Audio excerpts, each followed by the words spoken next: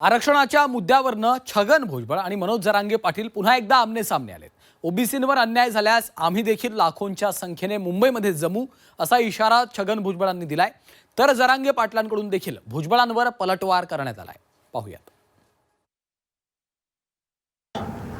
आम्ही आमच्या सगळ्या लोकांना सांगितलं की आपण ते आणि सरकार पाहून घेईल काय करायचं ते। आपण आता तयारीला लागायचं। अनेक ठिकाणी उपोषण सुरू केलं, अनेक ठिकाणी उपोषण सुरू करायचंच आहे। तहसीलदारापासून तर कलेक्टरपर्यंत सगळीकडे ज्यात मोर्चा काढून एकच महत्त्वाचं वाक्य तिथं पाहिजे, आमच्या ओबीसीच्या वाट्यामध्ये दुसरे वाटेकरी नकोत।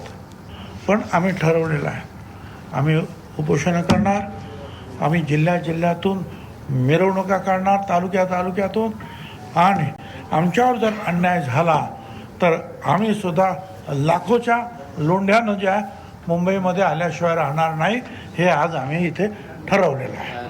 त्याला तर कोलितो मी, ते येवल्यावाल्याला कवा कोलितो मी।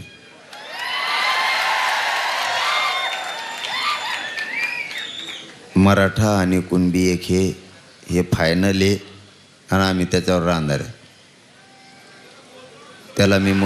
त्याला मी महत्त्व देत नाही।